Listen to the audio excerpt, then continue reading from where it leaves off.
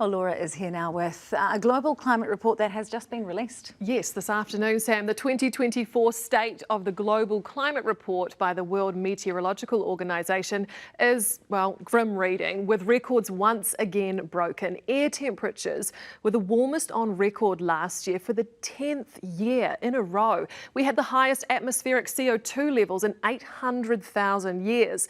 3 years of record glacier loss, a doubling of the rate of sea level rise since satellite measurements began in 1993, and for the 8th year in a row, the ocean was the warmest it's been.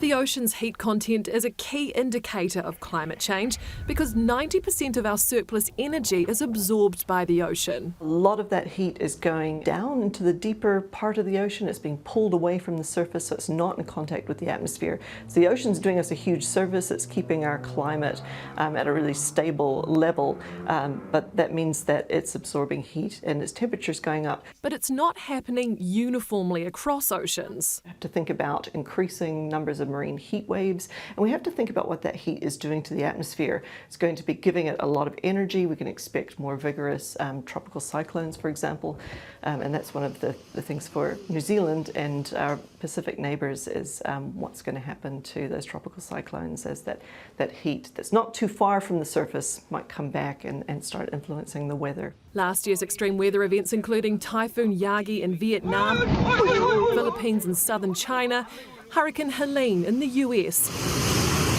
and Tropical Cyclone Chido in Mayotte, Mozambique and Malawi. Together, more than 1,000 people lost their lives, hundreds of thousands were displaced from their homes, and houses and livelihoods were destroyed. There has and will be more loss of marine life in our oceans too, not only because of the heat, it's becoming more acidic. Ocean acidification has been increasing, and that's because the excess CO2 in the atmosphere, some of it is being absorbed by the ocean, roughly a third. When that gas gets absorbed in the ocean, it reacts with water molecules, and that forms carbonic acid, and that makes the ocean slightly more acidic. Leading to biodiversity loss and the degradation of marine ecosystems. We've got warmer ocean, but we also have it expanding, so we've got higher sea level.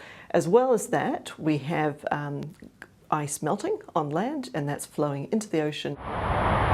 Ice melt is the main contributor to sea level rise, especially the West Antarctic ice sheet and the Greenland ice sheet. People need to be aware that this is happening, that's the main thing, and also to be prepared or preparing themselves for the impacts and consequences of it. Because even though there's a mostly worldwide effort to tackle greenhouse gas emissions, the impacts will be felt close to home.